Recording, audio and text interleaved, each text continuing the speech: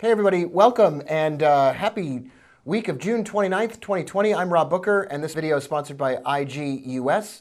IGUS is a leading Forex broker. All right, let's look at the economic calendar here on the IG website today. Look, it's not a crazy week. We have unemployment in Germany, right? We have CPI in Germany, unemployment rate in Japan, inflation, consumer confidence. And then, it really doesn't come until Friday.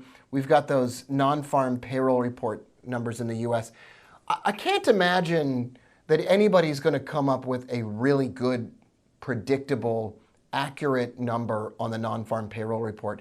And I'm at the point now where the weekly employment data for sure matters more than even anything else. So, I guess the non-farm payroll reports, we're going to probably see 3 million jobs added, 2 million jobs added back into the economy.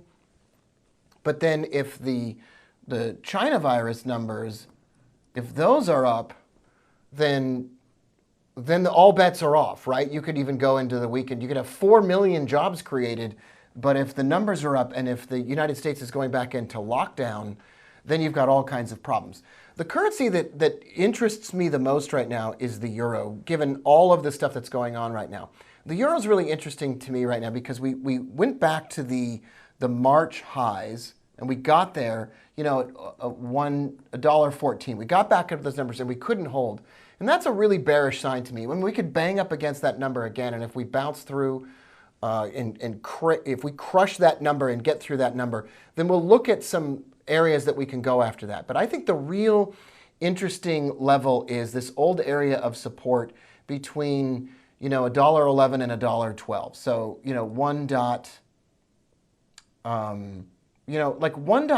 really, if we can break down through 1.1150, if we break through that level, there is not really anything holding back from $1.08, like 1.08. There's nothing really holding us back from there. We do have a longer-ish term trend line we could bounce off right there. But that's going to require a lot of dollar strength. And I don't know how we're going to see tons of dollar strength. The problem is, how are we going to see a ton of euro strength? We have previous high here at 1.15. So if we break through 1.14, 1.15 is the next level. If we break through that, then where do we even go? We have, what do we have? Old resistance levels, all the way at, 15.50, $16, and then all the way up, way higher. Where is that number? That level 1.18. So in order for that to happen, strangely enough, you've got to get a bull market going again. You've got to get the S&P 500 going up.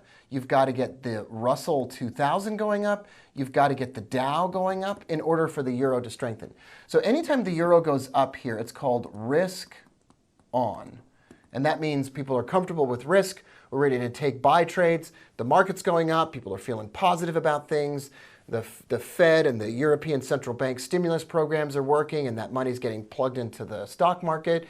And then Zoom and Apple and Microsoft and all of the company, they're all going up. Like I'm looking at Vonage and Microsoft and Zoom and a bunch of other stuff. That's good for the euro. It's crazy, but that's how it works. When the dollar's weakening and the euro's going up, that means that people are getting out of their dollar positions and they're taking their dollars and they're putting into risk assets.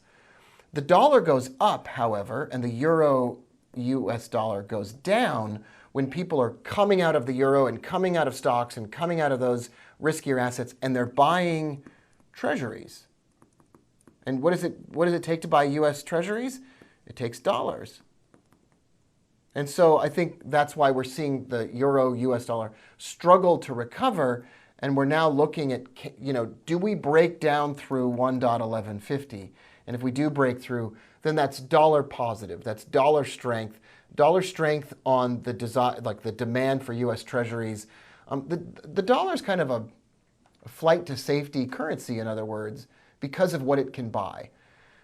And we don't really know where we're going from here. We are locked in a battle to the death on these currencies, the euro versus the dollar. And it's possible that the best trade will end up being just a bounce trade inside of this channel as it bounces between 1,200 and $1.14 and $1.12.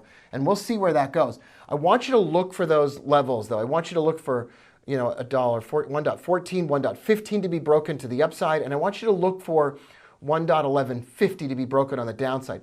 That's when you know that we've broken out of the range and the range and the range trading is over and the trend trading is possibly back. Okay, remember, all trading involves a substantial risk of loss and is not suitable for all traders.